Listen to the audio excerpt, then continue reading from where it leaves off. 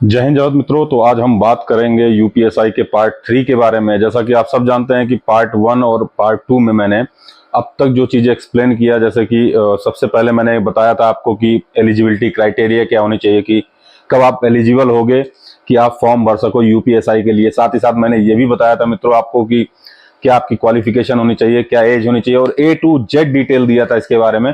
साथ ही हमने पार्ट 2 में बात किया था दोस्तों रिटन एग्जाम के बारे में, कंप्लीट इंफॉर्मेशन।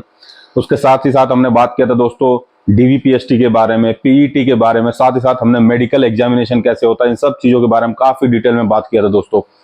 तो अब बारी है हमारी पार्ट 3 की, और पार्ट 3 में हम बात करेंगे पीवीआर के बारे में, और साथ ही साथ हम बात करेंगे ट्रेनिंग कैसा होगा और ट्रेनिंग के दौरान क्या सैलरी होगी। साथ ही साथ आपकी बात करेंगे कि जब आप जनपद में जाओगे तो आपको क्या सैलरी मिलेगी और क्या सुविधाएं मिलेगी, किस तरीके की ड्यूटी और किस तरीके की छुट्टियां होंगी आपकी। तो A to Z इन्फॉर्मेशन इस वीडियो में हम लोग कवर करने वाले हैं दोस्तों।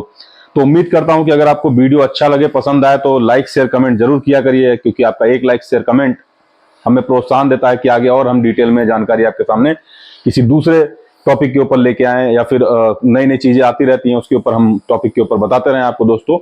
तो चलिए वीडियो को शुरू करते हैं समय नष्ट ना करते हुए, और बात करते हैं हम यूपीएसआई के आगे की प्रक्रिया के बारे में।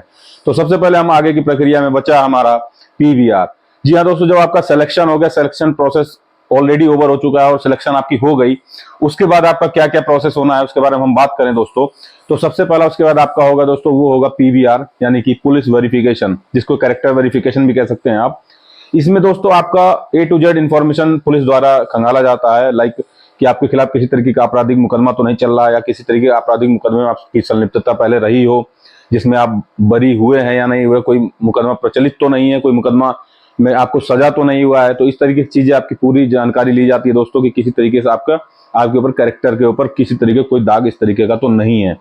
साथ ही जब आपका दोस्तों सिलेक्शन हो गया, आपका पीवीआर हो गया आपका, उसके बाद जो है डीआईजी या आईजी लेवल के अधिकारी द्वारा दोस्तों आप सबको जो है इसमें तो आपका जो है नियुक्ति पत्र दिया जाता है दोस्तों। और नियुक्ति पत्र में ही आपका लिखा होता है कि किस जगह आपका ट्रेनिंग होना है दोस्तों। तो ट्रेनिंग के बारे में बताऊं दोस्तों, तो ट्रेनिंग जो है टोटल वो होता है आपका 12 महीने का दोस्तों। ट्रेनिंग के बारे में ज्यादा इन्फॉर्मेशन, इंटीरियर अंदर की इन्फॉर्मेशन तो नहीं दूंगा, लेकिन ट्रेनिंग में आपका जो बेसिकली जो होता है दोस्तों मैं बता दूं, आपका उसमें फिजिकल, ताकि आप फिजिकल और मेंटली आपको प्रिपेयर कराया जाता है दोस्तों। साथ ही साथ आपका जो उसमें सारे जो चीजें आपका आगे आके दरोगा जब बन जाते हैं, तो इन्वेस्टिगेशन से रिलेटेड जो चीजें होती हैं उसके बारे में सारी चीजें A to Z जानकारी आपको पढ़ाई जाती है और जानकारी दी जाती है दोस्तों। उसमें बहुत सारी चीजें हैं, कुल मिला के कई सब्जेक्ट हैं, तो मैं पूरे डिटेल में नहीं जाऊंगा क्योंकि वो बहुत ज्यादा हो जाएगा। तो इस तरीके की चीजें आपकी चलेंगी, तो इसको हम भूल जाते हैं। ट्रेनिंग के दौरान आपको क्या सैलरी मिलने वाला है, हम इसके बारे में बात करते हैं दोस्तों। तो जो ट्रेनिंग के दौरान आपको सैलरी मिलने वाला है दोस्तों, वो आपका होता है बेसिक पे और डीए मिलता है दोस्तों। तो बेसिक पे जो आपका होता है, जो दरोगा का पद है दोस्तों, वो 4200 ग्रेड पे का है। साथ ही साथ जो बेसिक पे आपका होगा दोस्तों, वो होगा 35,400 रुपए। साथ ही जो उस समय का डीए होगा, जैसे लाइक अभी 46 से 50% हो गया डीए, तो डीए प्लस डीए, तो बेसिक पे प्लस डीए आपको ट्रेनिंग के दौरान मिलेगा दोस्तों।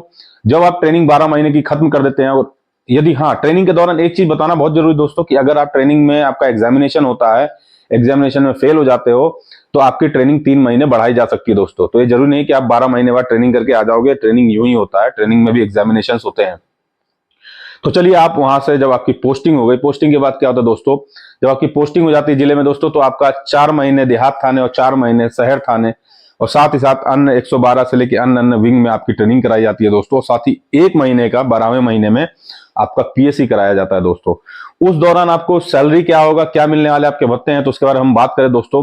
तो उस दौरान जो आपकी सैलरी होगी, वो होगी आपका बेसिक पे, यानी कि 35,400 रुपए, प्लस आपकी जो डीए होगी दोस्तों, उस समय जो भी हो, इस समय जैसे 50% है तो प्लस डीए आप जोड़ लो। साथ ही साथ कुछ भत्ते और एक्स्ट्रा आपको मिलने लगते हैं, जैसे कि आपको डब्ल्यू यानी कि वॉशिंग अलाउंस मिलता है, तो उसमें आपको मिलता है 188 रुपए दोस्तों। साथ ही साथ फूड अलाउंस यानी कि पौष्टिक आहार अलाउंस मिलता है दोस्तों, और वो मिलता है आपको 1500 रुपए। साथ ही आपको मिलता है पेट्रोल भत्ता, जो कि होता है 700 रुपए दोस्तों। और साथ ही साथ जो सबसे इंपॉर्टेंट है, जो लोग पूछना चाहते हैं, सर एचआरए के बारे में बताइए, तो एचआरए का क्या है, एचआरए के बारे में आपको डिटेल में समझा देता हूं दोस्तों। एचआरए के 4-5 स्लैब है अलग अलग। तो पहला जो स्लैब है, जो बेसिक स्लैब है, वो ये है दोस्तों कि आपका जो शहर है, शहर में आपका 4,040 रुपए जो आपका एचआरए होगा। जो देहात है, अगर तो देहात में आपका होगा 2020 रुपए, और देहात में भी बहुत ज्यादा इंटीरियर और सस्ता इलाका है तो उस समय आपका होगा 1340 रुपए आपका दोस्तों। ये आपका एचआरए हो गया। मेट्रोपॉलिटन सिटी में एक्स्ट्रा मिलता है दोस्तों, वहां पे आपको 4040 से भी ऊपर मिलेगा। तो इस तरीके से 4 स्लैब में बटा हुआ है दोस्तों। तो ये तो आपका एचआरए हो गया। तो सारे चीजों को जब आप ओवरऑल जोड़ लेते हो ओवरऑल, तो वो आपकी जो है संपूर्ण सैलरी बनता है दोस्तों। तो आप जिस दौर में भी फॉर्म भरेंगे तो ये वीडियो आपके हर दौर में काम आने वाला है, क्योंकि वो चीजें फिक्स्ड है फिलहाल, और उसके ऊपर आप जो है अपनी सैलरी निकाल सकते हैं कि आपकी उस समय ट्रेनिंग के बाद सैलरी क्या होगी और ट्रेनिंग के दौरान क्या सैलरी होगी। तो ये तो हो गया सैलरी के बारे में दोस्तों। साथ ही साथ मैं बताना चाहता हूं दोस्तों कि अगर आपने सरकारी मकान ले रखा है तो आपको एचआरए जो है वो नहीं मिलता है। अगर आपने सरकारी मकान नहीं ले रखा है और आपने प्राइवेट लिया है तो ही आपको एचआरए मिलता है, यानी कि हाउस रेंट अलावेंस। तो ये तो टोटल हो गया आपका सैलरी का प्रारूप दोस्तों। अब बात करते हैं कि आपकी मिलने वाली छुट्टियों के बारे में। तो बहुत लोगों का ये सबसे बड़ा कंसर्न रहता है, सर छुट्टी के बारे में बताइए। तो छुट्टी के बारे में बता दूं दोस्तों, 30 आपके जो होते हैं वो सीएल होता है दोस्तों, 30 आपके होते हैं दोस्तों ईएल।